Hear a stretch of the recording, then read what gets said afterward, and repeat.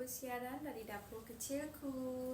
Okay, hari ni saya nak masak ayam goreng tepung bestari, sup sayur dan nasi saya dah siap masak menggunakan Thermomix nasi kukus.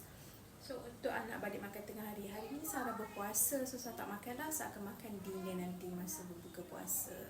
So today is my first day of berpuasa, puasa 6. Jadinya sampai hari Sabtu lah saya akan cuba Isnin, Selasa, Rabu, Khamis, Jumaat, Sabtu.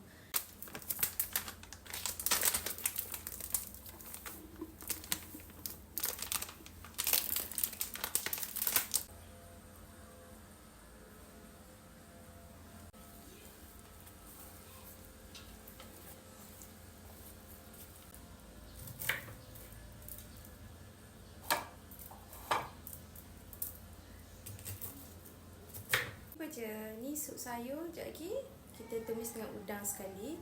So anak saya dah bunyi, jom kita masak je laju sebelum ambil anak-anak sekolah.